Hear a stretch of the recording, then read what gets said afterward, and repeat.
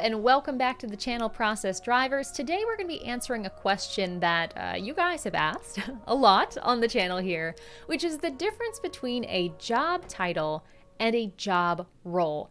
And I've used these terms a lot in the videos here on the channel, so I'm probably long overdue to define these. First up, let me explain job title, because I feel like that's the one that most people come into this channel or our little corner of the internet being familiar with. A job title is referring to your external name when you are within a company or organization. This job title is typically something like marketing director or assistant or CEO. And honestly, these are names that are primarily just made up by organizations to make it easier to classify people in their traditional hierarchy. And these job titles tend to be unique to a person, and if nothing else, each person only has one job title in most instances. Now, there are always those CEO and founder titles or the chief happiness officer and play officer, weird stuff because these are all just arbitrarily made up. But in general,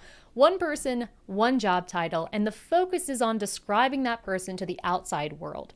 Basically, job titles are a marketing function, if I can be so bold. That is what job titles are. When it comes to summarizing job titles in an organization, they're typically done through a traditional organizational chart that looks like this. This traditional organizational chart shows each little job title as a box and connects them with lines together to signify reporting lines in most cases. Again, since each person only has one job title, each person usually only shows up on this traditional org chart one time. Now, the problem with this and why we don't end our conversation just by talking about job titles is job titles are not particularly helpful tools for small teams. And this channel, if you haven't gathered, if you're new here, this channel is all about systemization for small teams. So for you guys here in our audience and for us here at ProcessDriven, job titles aren't very useful because when you see a traditional org chart for a team of, say, one, it looks something like this.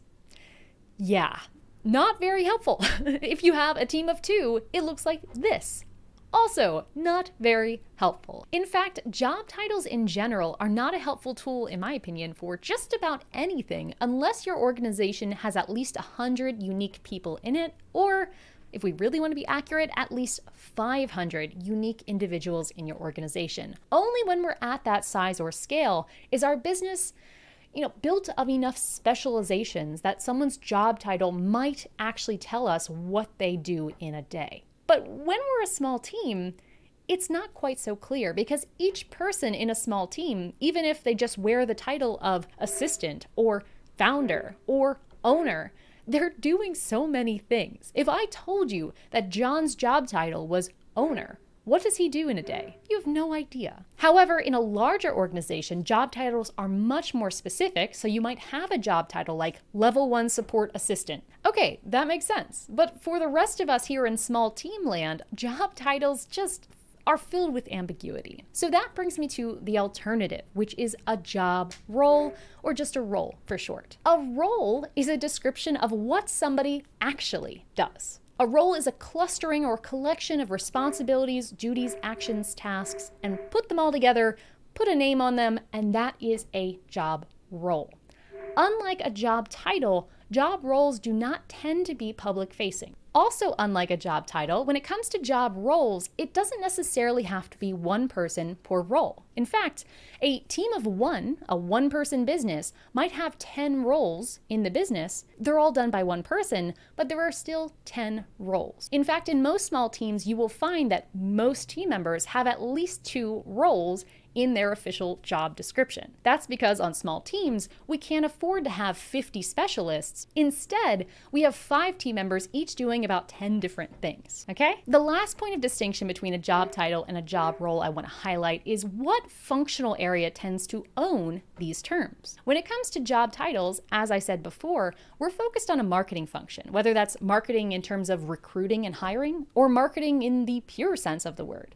Marketing tends to be where job titles come in. You need that fancy business card that says you're the VP of, taking out the trash just to say that you're important. Whereas when it comes to job roles, this is typically owned by an operations or project management or integrator in the organization. This is focused on results and actions, and so these names tend to not be as sexy or succinct, but they are generally quite descriptive. To wrap it all up, job titles are fluffy and mean almost nothing, whereas job roles are descriptive, boring, but describe almost everything. That distinction is why we recommend to all of you and also to our clients inside the ProcessDriven membership to utilize job roles as a supplement, not to replace job titles entirely, but to give you a more concrete and operations-focused way of keeping track of who is doing what. Job roles are perfect for those small, savvy, nimble teams that many of you are on or are building, and job roles can also be a great unit of measure when it comes to systemization. Now,